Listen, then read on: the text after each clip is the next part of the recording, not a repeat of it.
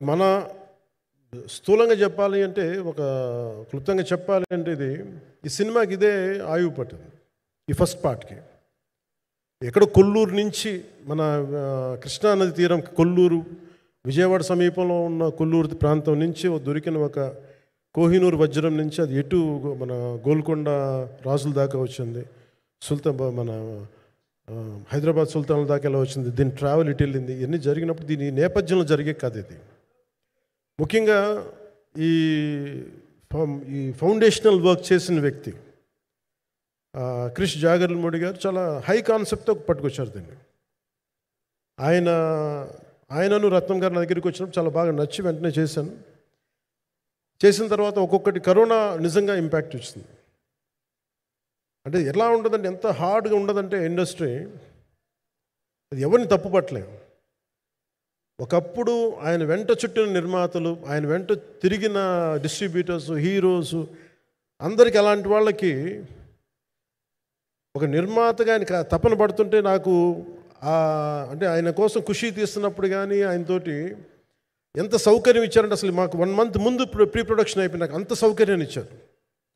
నేను కంపోజ్ చేసిన action sequences కానీ ఫైట్స్ కానీ ఖుషీకి నాకు ఆల్రెడీ ఒక 1 month 1.5 month థియేటర్ నాకు ఇచ్చేసి, మన సురేష్ ఎఫెక్ట్స్ థియేటర్ మొత్తం ఇచ్చి నాకు అంత లగ్జరీ ఇచ్చిన వ్యక్తి ఆయన నలిగిపోతుంటే నాకు నిజంగా చాలా బాధేస్తుంది.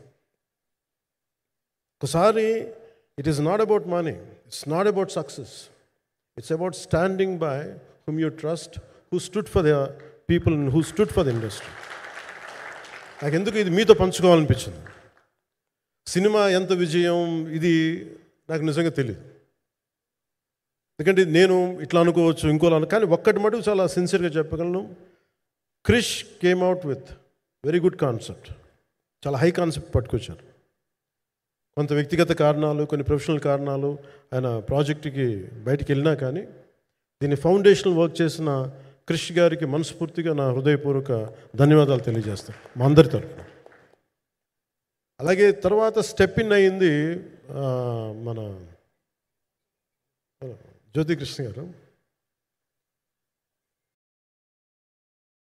ఖుషి సినిమా చేస్తున్నప్పుడు అప్పుడే లండన్ ఈ ఫిల్మ్ మేకింగ్ కోర్స్ చేసి మన డైరెక్షన్లో ఇన్స్టిట్యూట్ అంతేనా డైరెక్షన్ ఫిల్మ్ మేకింగ్ కోర్స్ చేసి అప్పుడే గ్రాడ్యుయేట్ అయ్యి వచ్చి అప్పటి నుంచి ఉన్నప్పుడు బట్ యాక్చువల్ తనతో మాట్లాడుతుంటే మోస్ట్ సెన్సిబుల్ డైరెక్టర్ అనిపించారు.